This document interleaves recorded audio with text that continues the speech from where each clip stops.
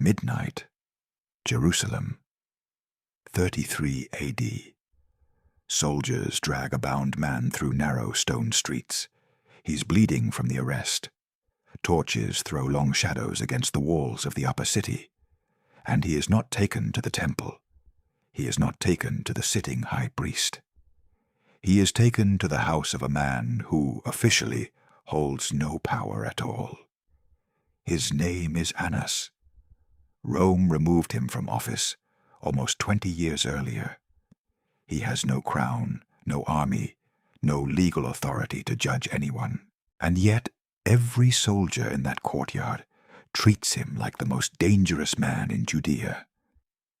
Here's the question nobody answers in Sunday school. Why him? Why does a prisoner accused of threatening the entire religious order get taken first to a retired old man with no title? Think about what that means for a second. Somewhere in that arresting party, a decision was made before anyone left the garden. Not take him to the authorities. Take him to Annas, specifically, by name, as if there was never really any other option. The answer explains everything that happens next. Not just to Jesus, but to Annas himself, in the decades that history barely wrote down.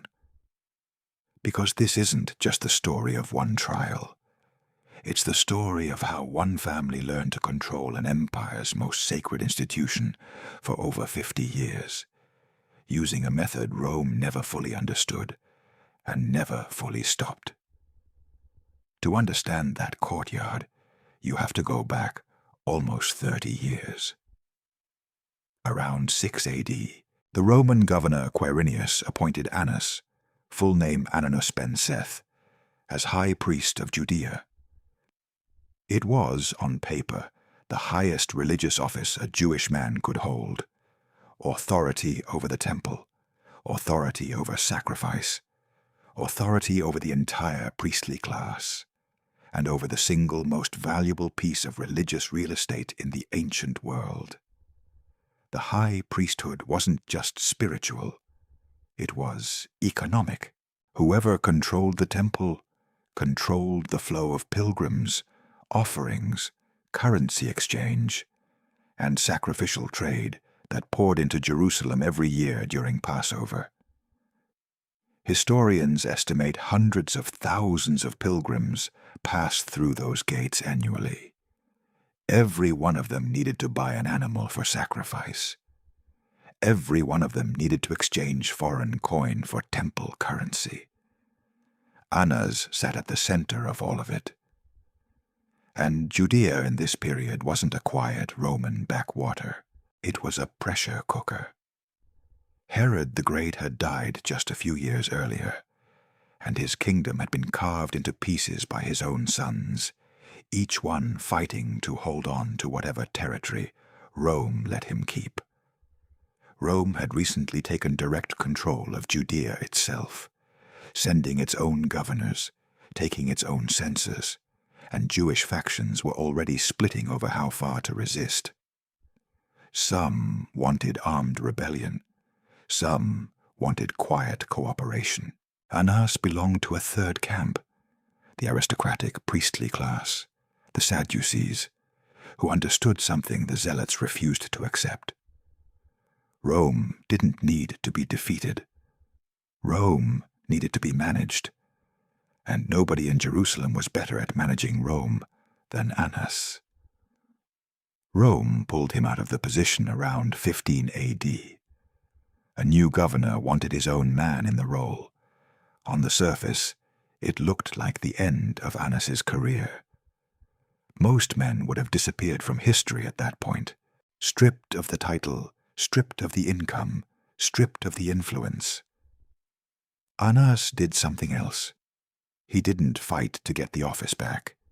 He didn't need it. Instead, he built something Rome couldn't remove with a signature: a bloodline. Over the following decades, 5 of Annas's own sons were installed as high priest, one after another: Eleazar, Jonathan, Theophilus, Matthias, Ananus the younger, 5 separate appointments across roughly 4 decades, all tracing back to the same father. And the man holding the office in 33 AD, the year Jesus stood trial, was his son-in-law, Joseph Caiaphas. On paper, Caiaphas was the most powerful religious authority in Jerusalem. He held the office longer than almost any high priest under Roman rule, nearly 18 years, an extraordinary run of stability in a position Rome usually rotated every few years. In practice, ancient sources agree on something Rome's records never mention. Caiaphas made almost no major decision without his father-in-law's approval first. Annas had discovered something most men in power never figure out. The title is not where control lives. Control lives in who the people holding the title actually listen to. He didn't need the throne. He owned everyone who sat on it. Consider the alternative for a moment. Every high priest before this system existed lived one bad decision away from removal. One offended governor, one political shift in Rome, one accusation that stuck. The office itself was the vulnerability. Annas simply stepped outside the target zone and kept firing from cover. And there's a detail rabbinic tradition preserves that Roman and Christian sources both skip over. Later Jewish texts refer bitterly to something called the bazaars of the sons of Annas, the market stalls inside the temple courts, selling sacrificial animals at prices pilgrims had no choice but to pay. Some traditions claim the family controlled that trade directly. If true, it means the money changers Jesus overturned tables against, in the one recorded moment of public violence in his entire ministry, may not have been an abstract symbol of corruption. They may have belonged to Annas's own family business. It's worth pausing on that. The one moment in the entire gospel record where Jesus responds to something with physical force, turning over tables, driving out sellers with a whip of cords, may have been aimed directly at the financial machine, belonging to the same man who would later sit across from him in a private interrogation. Not a coincidence of timing, a collision that had been building for years before that night ever happened. Which brings us back to that courtyard. When the guards brought Jesus in that night, they weren't following protocol. They were following instinct, the same instinct every official in Jerusalem had learned over 20 years. If something threatens the order, Annas sees it first. The Gospel of John records the scene in detail. Annas questions Jesus directly about his followers, about what he'd been teaching in public. It isn't a trial. There's no formal charge, no panel of judges, no legal proceeding at all. It's an evaluation. One power broker quietly deciding how dangerous a man really is, before handing him off to his son-in-law to make it official. Picture the room. No crowd, no witnesses beyond a handful of guards and household servants. Just an old man, decades removed from formal office, running an interrogation as if he'd never stopped being high priest at all. Because in every way that mattered, he never had. And that's exactly what happened. Jesus was sent from Annas's house to Caiaphas, and from Caiaphas to Pilate. By the next afternoon, he was dead. Annas went home. Nothing in his world had visibly changed. No inquiry followed him. No governor questioned his involvement. On paper, a retired priest with no legal standing had simply had a private conversation with a prisoner. There was nothing to investigate, because there was nothing that officially happened at all. That's the part worth sitting with, the most consequential interrogation in the entire Passion narrative, left no legal footprint whatsoever, because the man running it had spent 20 years making sure his fingerprints never needed to show up on anything. Here's where most versions of this story end. Annas sends Jesus away and disappears from the narrative. But that's not what happened, and what happened next is the part almost nobody tells. 3 years after the crucifixion, in 36 AD, the Roman governor Vitellius did something Annas hadn't seen coming in over 2 decades. He removed Caiaphas from the priesthood. The same year, in a separate decision, Pontius Pilate, the man who had signed Jesus' execution order, was also stripped of his post and sent back to Rome in disgrace, recalled after a violent incident in Samaria spiraled out of his control. 2 of the 3 men responsible for that night in 33 AD lost their power within months of each other. Annas was still alive to watch it happen. Somewhere in his own household, that news must have landed hard, not as a political headline, as a direct threat to everything he'd spent 30 years assembling. The son-in-law he'd placed at the head of the entire system, gone, in a single administrative decision, the same way Annas himself had been removed 2 decades earlier.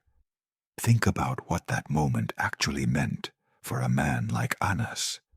For 30 years, he had built a system designed to be untouchable, a dynasty specifically constructed so that Rome could never remove him again, the way they had in 15 AD.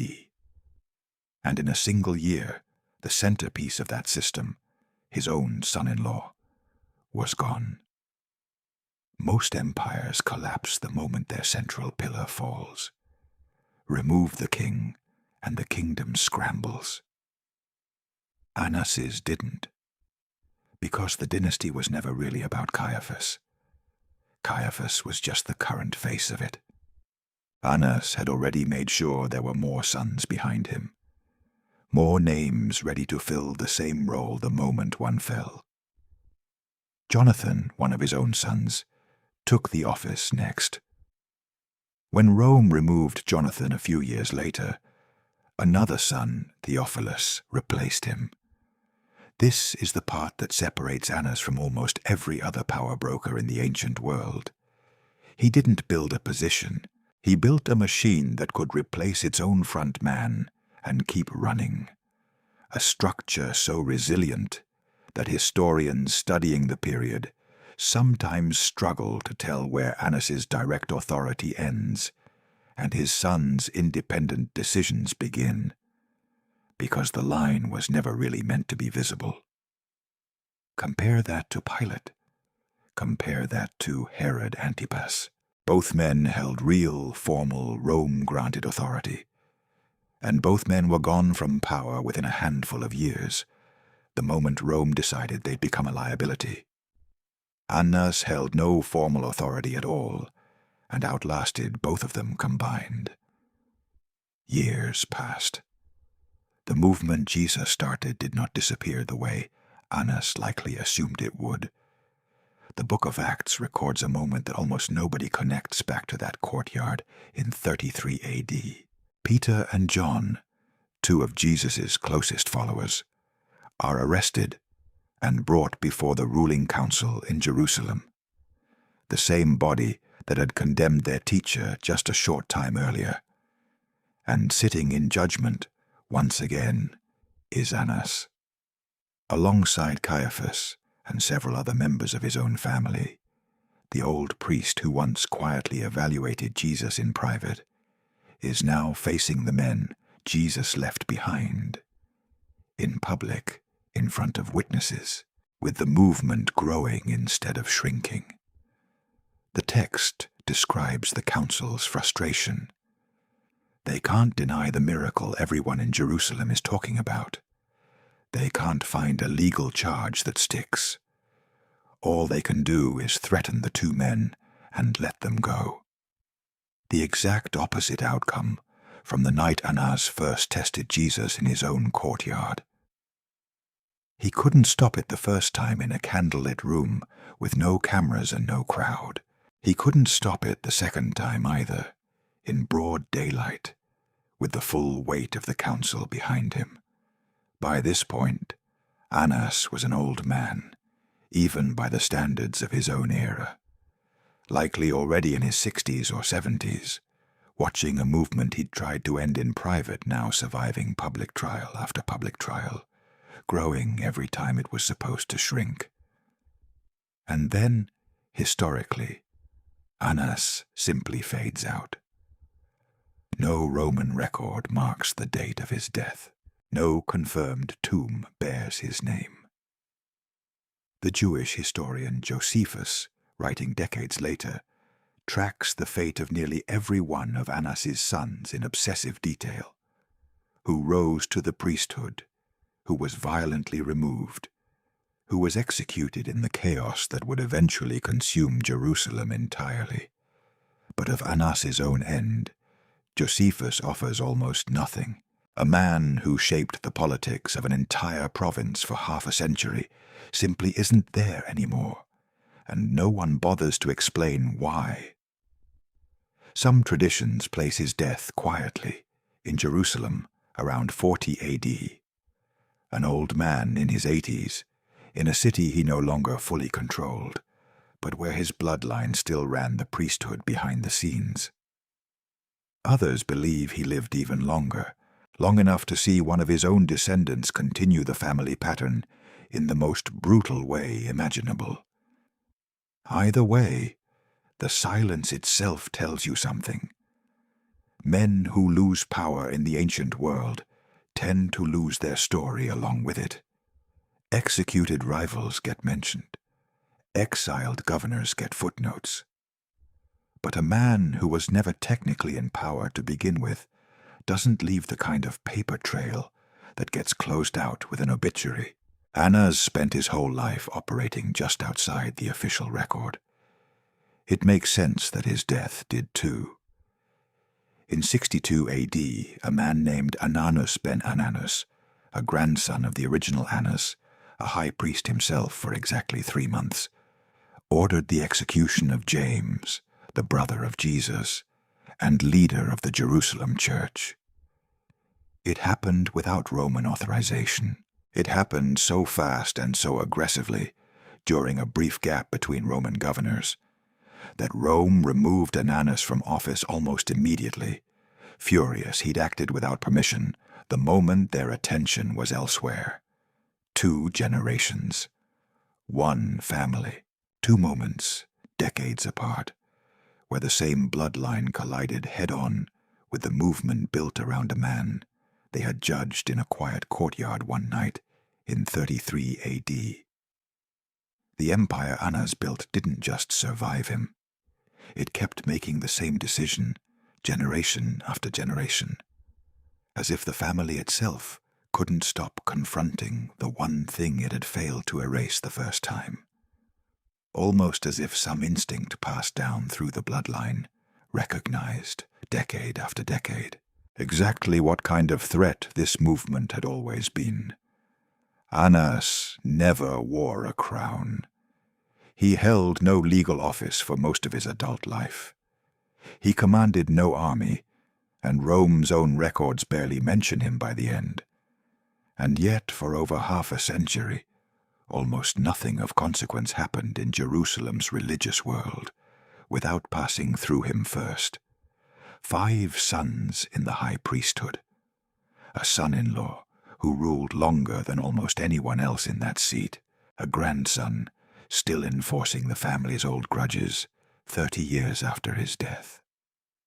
He looked at a man he believed was just another threat to manage in a private room on an ordinary night, and made a judgment call that history would spend the next 2,000 years arguing about. The dynasty he built to be untouchable eventually crumbled, the way every dynasty eventually does. Caiaphas fell, Pilate fell, Jonathan fell, Even his own grandson was removed from power in disgrace, in less time than it takes to finish a single season in office. But the name of the man they judged that night didn't fade with any of them. It outlasted the courtyard, the council, the bazaars, and the bloodline itself. It's the one detail Annas never accounted for. He built a system to survive every threat Rome could throw at it. Removal, replacement, political disgrace, even open rebellion. He just never planned for the one threat that didn't need a title, an army, or a bloodline to outlast his own. 2,000 years later, we know the names of 5 high priests only because they were his sons. We know the name of a man who ruled 18 years only because he was his son-in-law.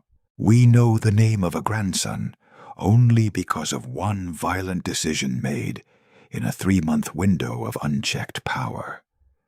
Strip away the connection to that one night in a candlelit courtyard, and almost none of them survive in memory at all. Annas built an empire designed to make sure his family would never be forgotten. He succeeded, just not in the way he intended. Every son, every trial, every generation of that dynasty is remembered today for exactly one reason: because of the one man they all, at some point, stood against. If this is the kind of story you're here for, where the person actually pulling the strings is never the one history puts on the poster, subscribe. On this channel, the official record is never the whole story. In your opinion, was Annas a man protecting his people from Roman retaliation, or a man protecting a power structure he'd spent 30 years building? Drop your take below. And if you want to see what happened to the man who actually signed the execution order, watch the Pontius Pilate video appearing right now. His fall from power happened the exact same year as Caiaphas's.